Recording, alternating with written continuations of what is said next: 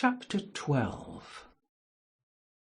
It was on the 9th of November, the eve of his own 38th birthday, as he often remembered afterwards. He was walking home about 11 o'clock from Lord Henry's, where he had been dining, and was wrapped in heavy furs, as the night was cold and foggy. At the corner of Grosvenor Square and South Audley Street, a man passed him in the mist, walking very fast, and with the collar of his grey ulster turned up. He had a bag in his hand. Dorian recognised him. It was Basil Hallward. A strange sense of fear, for which he could not account, came over him. He made no sign of recognition, and went on quickly in the direction of his own house. But Hallward had seen him. Dorian heard him first stopping on the pavement, and then hurrying after him. In a few moments his hand was on his arm. "Dorian, what an extraordinary piece of luck! I've been waiting for you in your library ever since 9 o'clock. Finally I took pity on your tired servant and told him to go to bed, as he let me out. I am off to Paris by the midnight train, and I particularly wanted to see you before I left. I thought it was you, or rather your fur coat, as you passed me, but I wasn't quite sure. Didn't you recognize me?" "In this fog, my dear Basil? Why, I can't even recognise Grosvenor Square.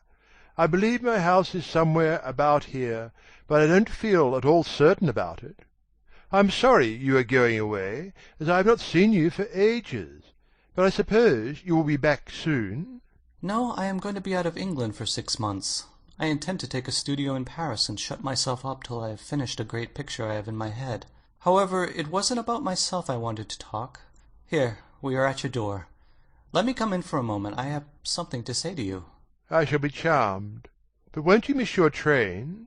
said Dorian Gray languidly, as he passed up the steps and opened the door with his latch-key. The lamplight struggled out through the fog, and Hallward looked at his watch. "I have heaps of time," he answered. "The train doesn't go till 12:15, and it is only just 11. In fact, I was on my way to the club to look for you when I met you.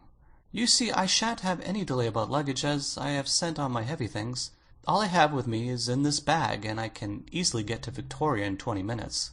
Dorian looked at him and smiled. "What a way for a fashionable painter to travel! A Gladstone bag and an ulster. Come in, or the fog will get into the house.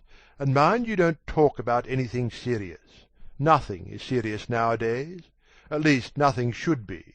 Hallward shook his head as he entered, and followed Dorian into the library. There was a bright wood fire blazing in the large open hearth. The lamps were lit, and an open Dutch silver spirit-case stood, with some siphons of soda-water and large cut-glass tumblers, on a little marquetry table. "You see, your servant made me quite at home, Dorian. He gave me everything I wanted, including your best gold-tipped cigarettes. He is a most hospitable creature. I like him much better than the Frenchman you used to have. What has become of the Frenchman by and by?" Dorian shrugged his shoulders. "I believe he married Lady Radley's maid, and has established her in Paris as an English dressmaker. Anglomania is very fashionable over there now, I hear. It seems silly of the French, doesn't it? But, do you know, he was not at all a bad servant. I never liked him, but I had nothing to complain about. One often imagines things that are quite absurd. He was really very devoted to me, and seemed quite sorry when he went away. Have another brandy and soda? Or would you like hock and seltzer? I always take hock and seltzer myself. There are sure to be some in the next room." "Thanks, I won't have anything more," said the painter, taking his cap and coat off, and throwing them on the bag that he had placed in the corner.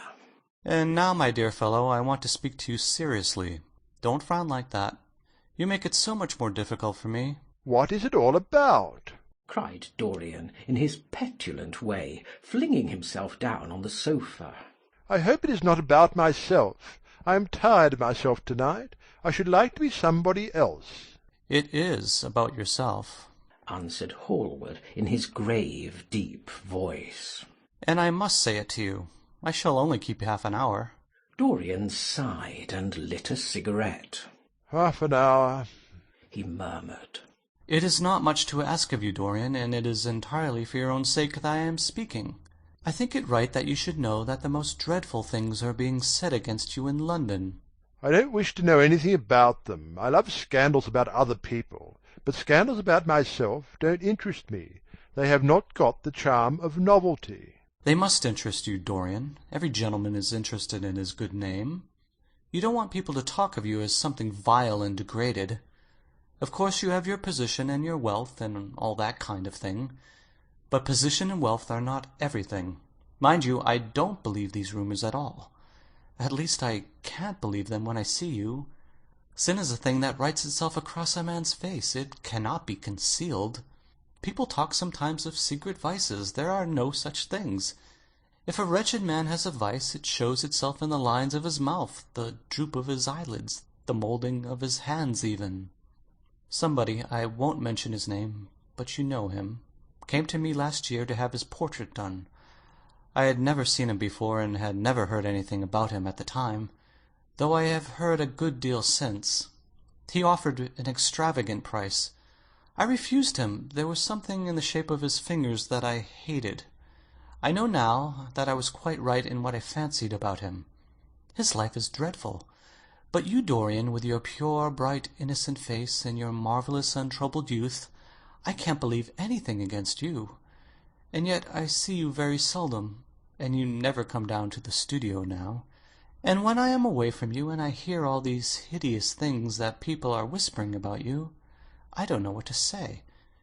Why is it, Dorian, that a man like the Duke of Berwick leaves the room of a club when you enter it? Why is it that so many gentlemen in London will neither go to your house or invite you to theirs? You used to be a friend of Lord Staveley. I met him at dinner last week. Your name happened to come up in conversation, in connection with the miniatures you have lent to the exhibition at Dudley. Staveley curled his lip and said that you might have the most artistic tastes, but that you were a man whom no pure-minded girl should be allowed to know, and whom no chaste woman should sit in the same room with. I reminded him that I was a friend of yours, and asked him what he meant. He told me. He told me right out before everybody. It was horrible. Why is your friendship so fatal to young men? There was that wretched boy in the Guards who committed suicide. You were his great friend. There was Sir Henry Ashton, who had to leave England with a tarnished name. You and he were inseparable. What about Adrian Singleton and his dreadful end? What about Lord Kent's only son and his career? I met his father yesterday in St. James Street. He seemed broken with shame and sorrow. What about the young Duke of Perth? What sort of life has he got now?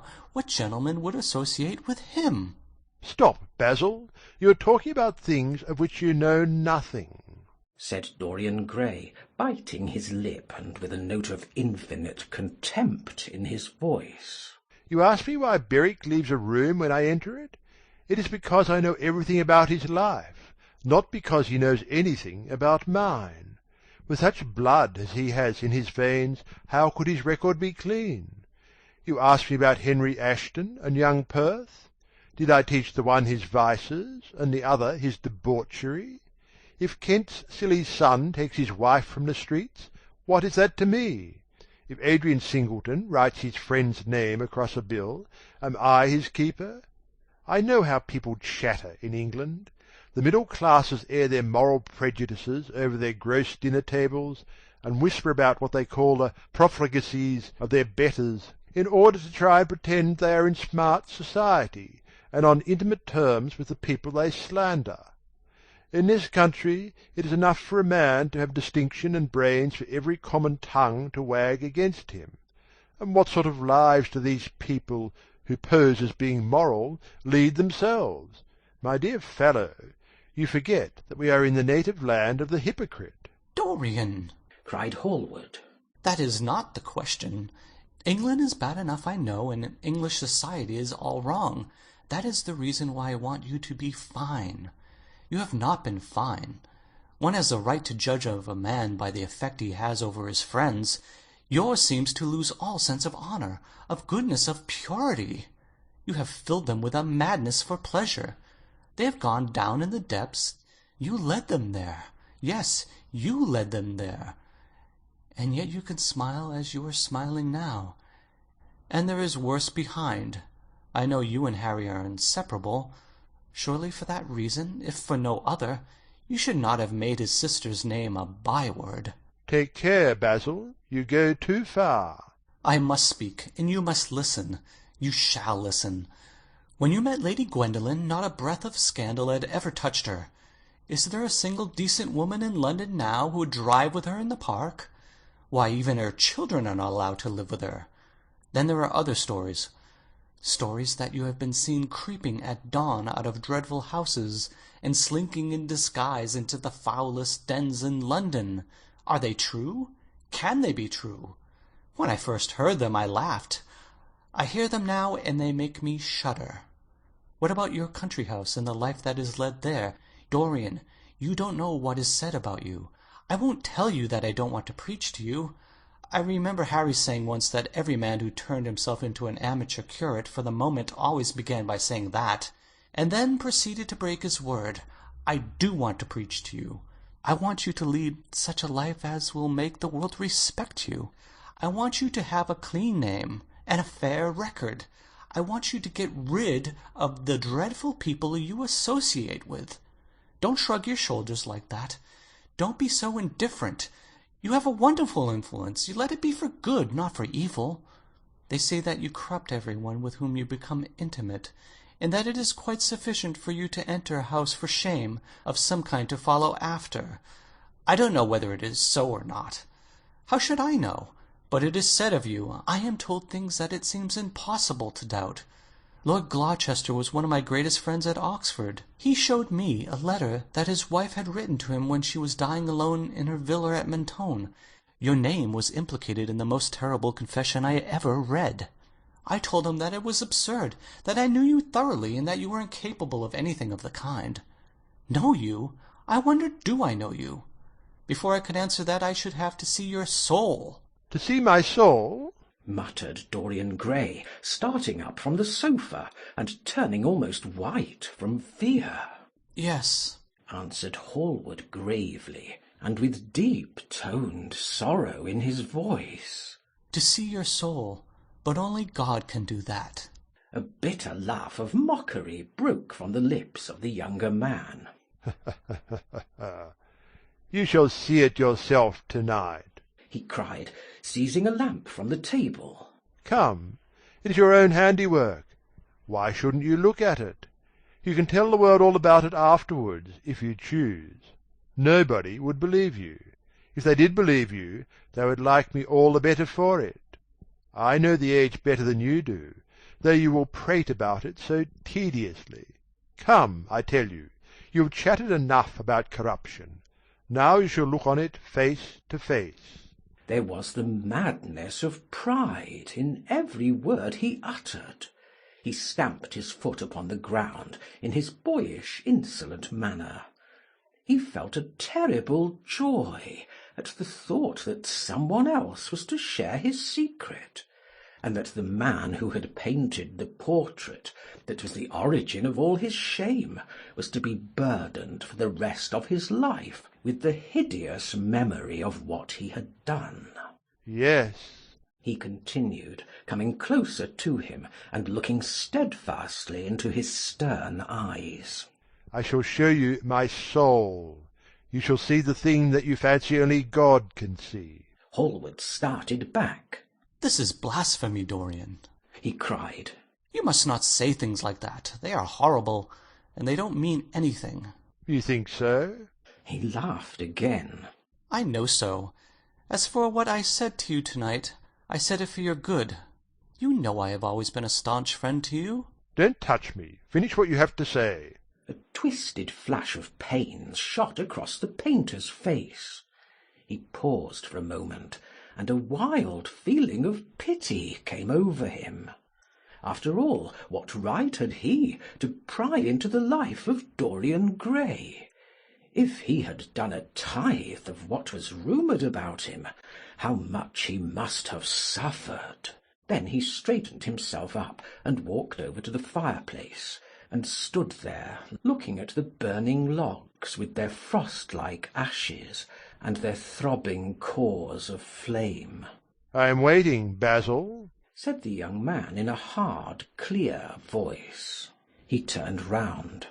"What I have to say is this," he cried. "You must give me some answer to these horrible charges that are made against you. If you tell me they are absolutely untrue from beginning to end, I shall believe you. Deny them, Dorian, deny them. Can't you see what I am going through? My God, don't tell me that you are bad and corrupt and shameful." Dorian Gray smiled. There was a curl of contempt in his lips. "Come upstairs, Basil," he said quietly. "I keep a diary of my life from day to day, and it never leaves the room in which it is written. I shall show it to you if you come with me." "I shall come with you, Dorian, if you wish it. I see I've missed my train. That makes no matter. I can go tomorrow. But don't ask me to read anything tonight. All I want is a plain answer to my question." "That shall be given to you upstairs. I could not give it here. You will not have to read long.